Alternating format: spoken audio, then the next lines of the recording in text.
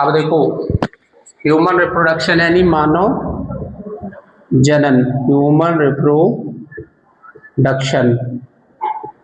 तो यहां देखिए क्या होता है, ये हम कह सकते हैं सीधा सीधा क्या, कि कोई भी प्राणी है, कोई भी प्राणी है तो अपने अस्तित्व को बनाए रखने के लिए, अपने अस्तित्व को बनाए रखने के लिए जो प्रक्रिया करता है उसको हम लोग क्या कहते हैं, जनन। उसको जनन कहते हैं।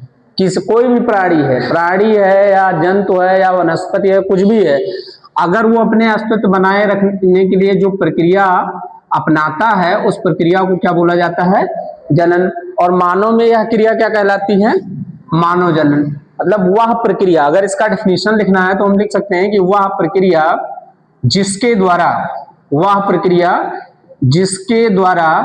मनुष्य अपने अस्तित्व को बनाए रखने के लिए करता है उसे जनन कहते हैं। उसे क्या कहते हैं, जनन। अब यहां देखिए कि जनन जो हमारा होता है मुख्यतः दो प्रकार से, एक लैंगिक एक अलैंगिक। कभी कभी आपको वर्धी जनन भी पढ़ना पड़ेगा। तो यहां देखिए हमारे सिलेबस में सबसे इंपॉर्टेंट है लैंगिक जनन। लैंगिक जनन पहला हम लोग देखेंगे क्या, लैंगिक जनन। लैंगिक जनन का मतलब सेक्सुअल रिप्रोडक्शन।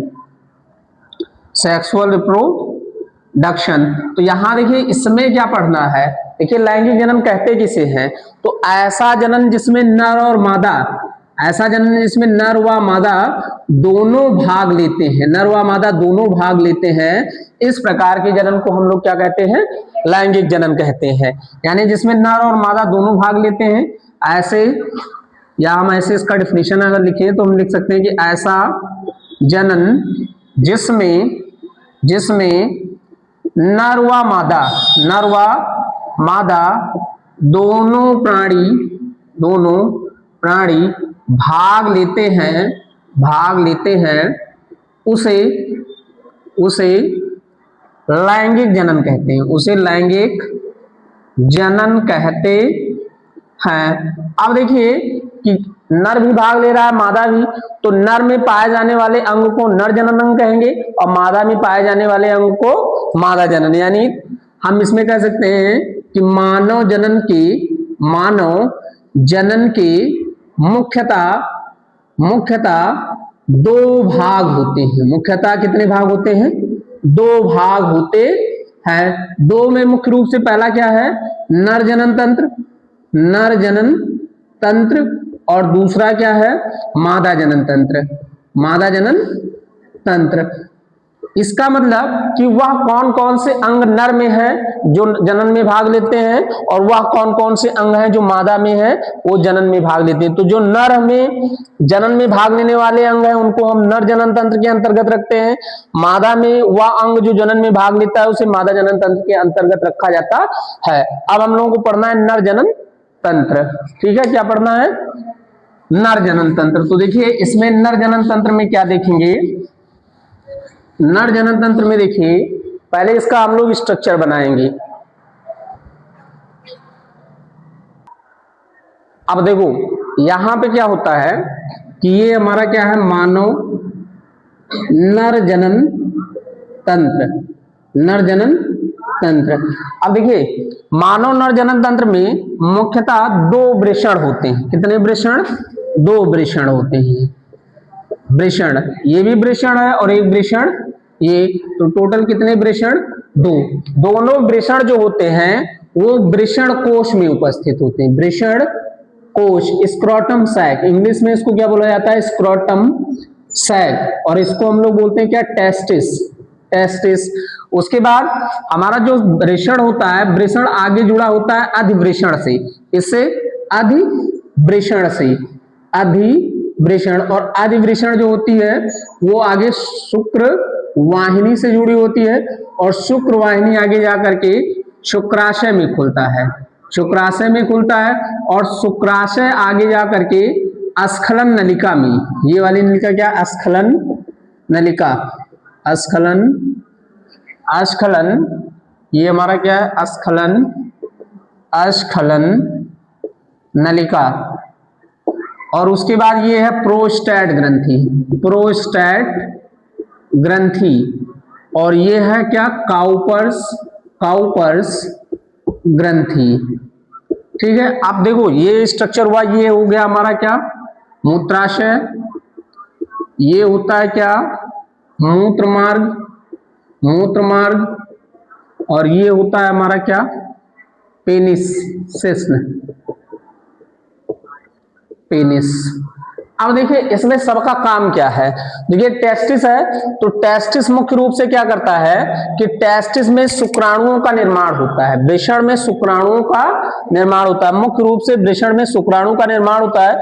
शुक्राणु का निर्माण हो जाने के बाद, शुक्राणुओं का निर्माण हो जाने के बाद वह शुक्राणु कहाँ चला जाता है, अधिवृषण में, और अधिवृषण में शुक्राणुओं का क्या हो जाता है कि परिपक्वन होता है, शुक्राणु परिपक्व होकर के फिर यहां से शुक्रवाहिनी के द्वारा क्या होते हैं, जाकर के शुक्राशय में एकत्रित हो जाते हैं। फिर शुक्राशय से मैथुन क्रिया के समय अस्खलन नलिका के द्वारा, मूत्र मार्ग के द्वारा बाहर क्या कर दिए जाते हैं, स्रावित कर दिए जाते हैं। इसमें एक जोड़ी, देखिए एक जोड़ी वृषण होता है, एक जोड़ी शुक्रवाहिनी होती है, और एक जोड़ी काउपर्स ग्रंथि होती है, प्रोस्टेट ग्रंथि केवल एक होती है, और उसके बाद शुक्रवाहिनी भी इसमें दो, शुक्राशय भी इसमें कितने होते हैं, दो होते हैं।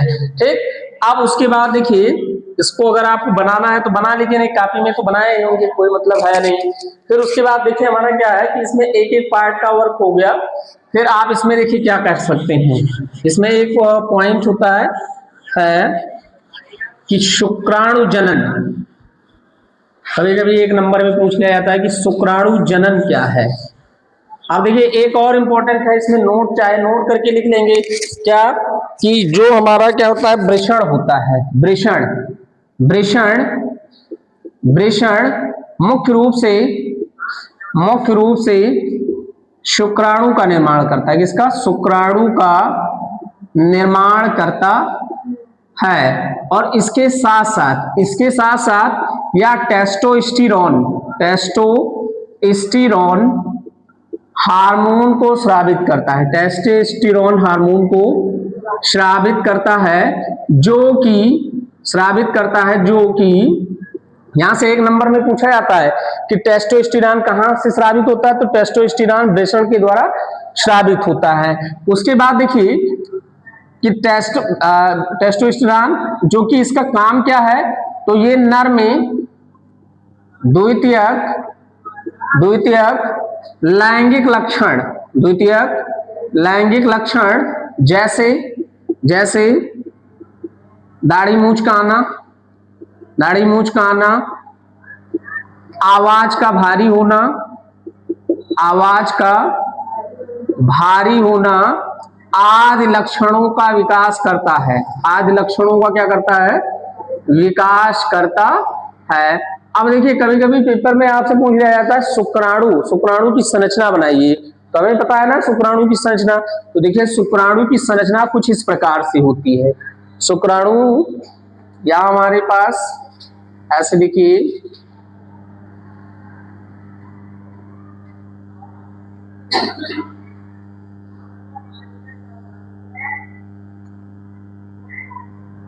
कुछ इस प्रकार से शुक्राणु होते हैं, जिसमें एक क्या होता है, न्यूक्लियस होता है, और इसके ऊपर ये एक्रोसोम होता है, एक्रोसोम, और इस पार्ट को हम लोग बोलते हैं हेड, हेड या सिर, या इसको शीर्ष भी बोला जाता है, क्या कहते हैं, शीर्ष। और उसके बाद देखिए ये वाला हमारा जो होता है वो मध्यभाग होता है, मध्यभाग, या इसको हम लोग मिडिल पार्ट कहते हैं। कौन सा, मिडिल पार्ट। और ये हमारा जो होता है ये टेल होता है, पूंछ, टेल यानी पूंछ। और इसमें क्या होता है कि स्पाइरल